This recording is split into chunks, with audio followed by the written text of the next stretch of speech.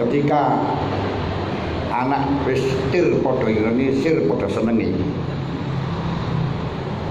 nggak bisa dipisahkan, harus minta dinikahkan. Akan pulang nggak bisa karena kena pandemi. Terus minta sudah dinikahkan. Nah, sing lanang itu yang laki-laki ada di Thailand, yang perempuan ada di Thailand, walinya ada di Blitar. Bagaimana? Ya kiai diminta semacam itu, ya harus bisa merekayasa gitu saja.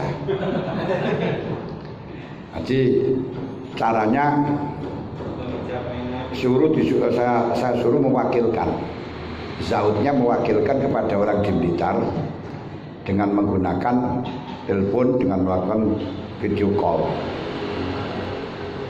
Bisa, karena mewakilkan dengan kinayah boleh, mewakilkan dengan tulisan boleh. Pokoknya yang penting dilalah halal izni.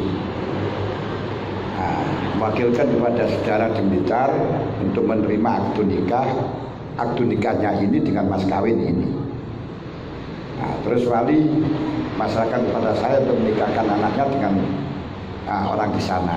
Akhirnya saya katakan angkah tu Zainabah, yang kita tahu sudah Zainab. Muwakilaka mauliyata abiha muwakili.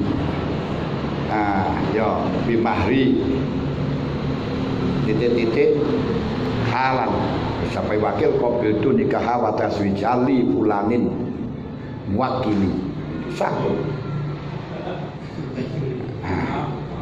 Jadi tidak repot-repot di dalam fikih itu legal. Jadi di sana mewakilkan kepada suami yang ada di sini kan Gus Dur dulu juga gitu.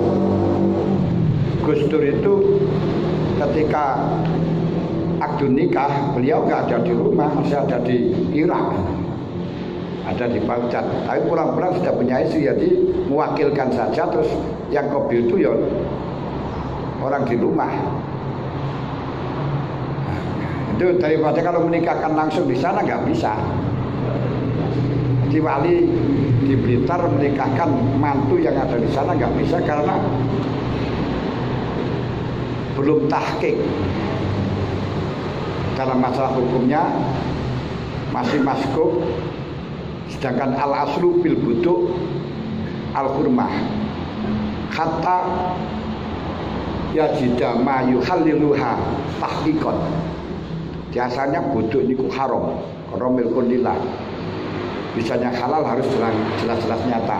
Kedua, an-nikah mabniun alal ikhtiyat. Saya ingat yang waktu dulu nolak betul Yai Khotib Umar Jember, hanya pakai dalil itu.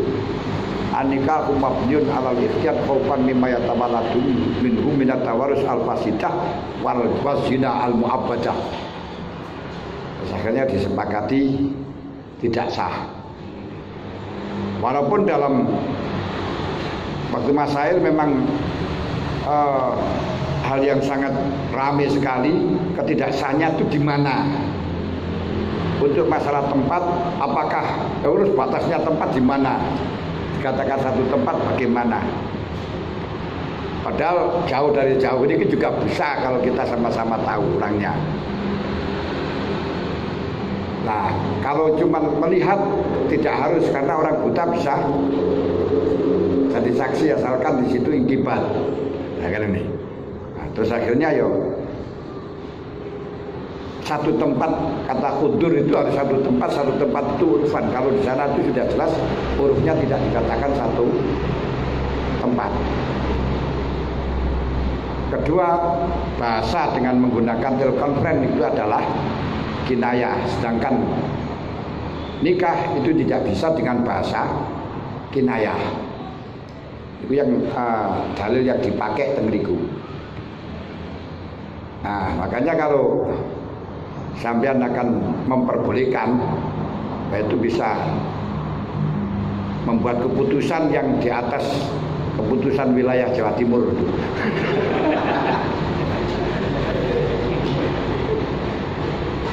telepon ini ya, kalau sekarang itu Zoom nih, pakai Zoom itu aja. Itu langsung nggak boleh kok.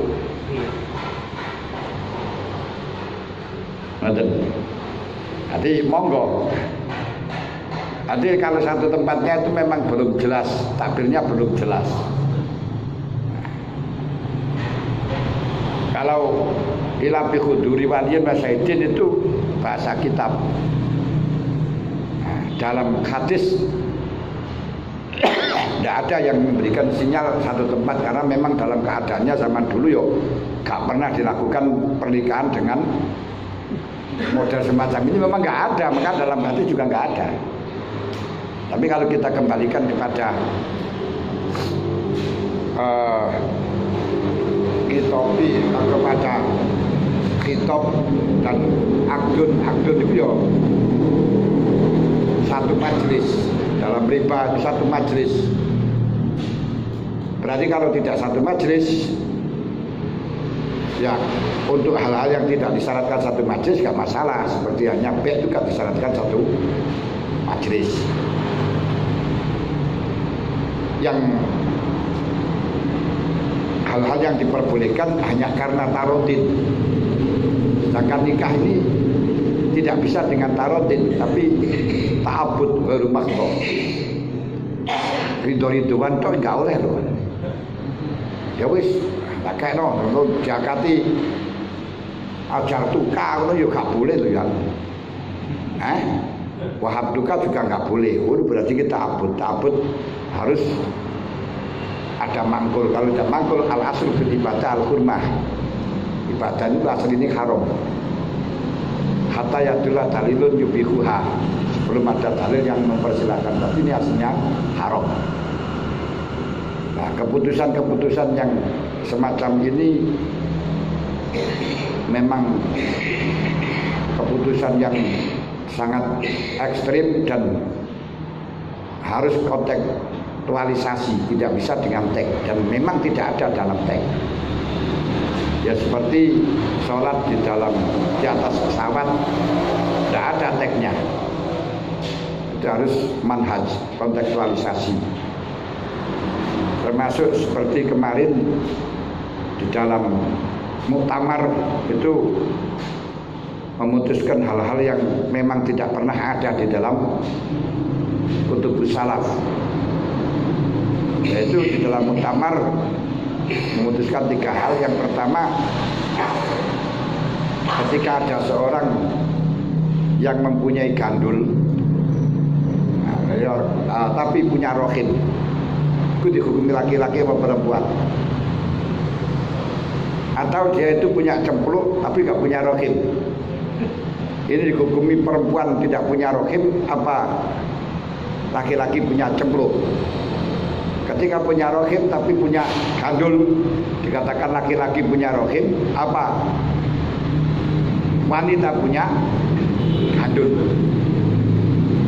Nah ini cari kitab, dalam kitab nggak ada, kitab salaf. Yang ada khunsa itu punya alat satu tidak menyerupai kedua-duanya, atau tidak punya alat sama sekali,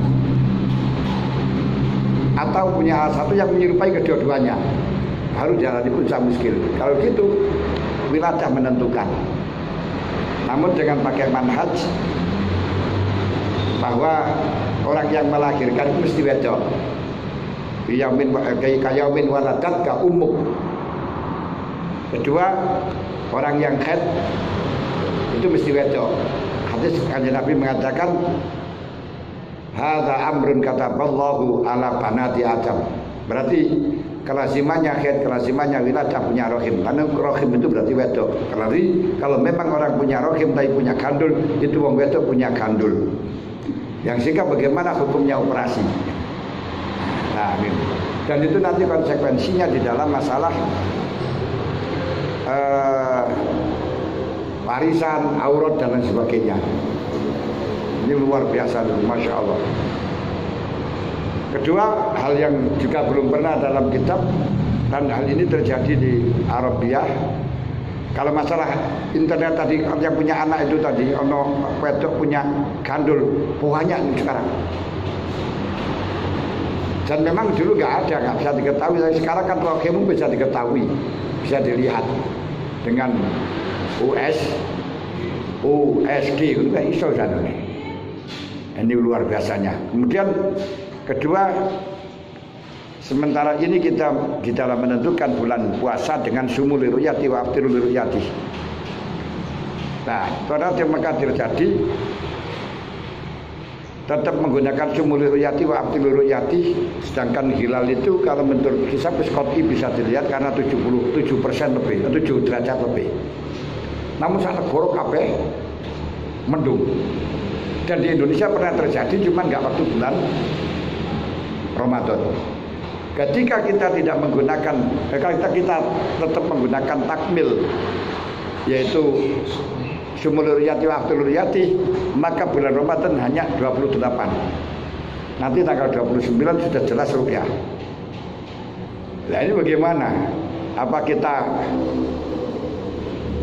ngotot sumul ruyati wa aftirul ruyati, berarti nanti kalau sudah 28 malam 29 kok ruqyah, ya sudah ngotot.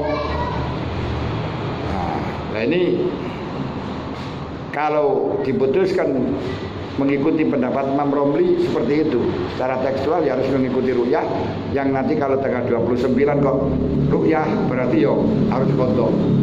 Fatwa ini kalau disampaikan kepada masyarakat, pemerintah digoblok-goblok nanti. Alexab digoblok-goblok piye keputusane malah kon kodok ini keliru, Nah, makanya diberanikan dengan mengambil risiko, yaitu kita pakai hisab dengan dalil akes, dengan ilat akes, di mana Ibnu Hajar mengatakan ketika ruqyah menurut ahli hisab tidak mungkin, karena hisab qot'i misalnya di bawah ufuk, tapi ada orang yang mengaku ruqyah tetap nggak bisa diterima. Berarti ketika ada hisab sudah menentukan, sudah 7 derajat, sudah pasti, bukan mungkin, pasti, maka bisa digunakan untuk menolak takmil. Nanti 29 hari Sa'bannya, tanggal 30 puasa. Nah, yang nanti Ramadannya 29. Dan mengikuti pendapat Imam Malik yang mengatakan ketika ada tanggal 4 bulan berturut-turut kok 30 wajib ditangkis. Karena kalau tidak bulan kelima pasti 28. Karena nggak mungkin tanggal itu 30 berturut-turut, nggak mungkin untuk dalam hijriah. Berarti harus ditangkis. Dari ini kita pakai manhajnya diperbolehkan. Ma'an akes, malak aku ilan akes itu gini.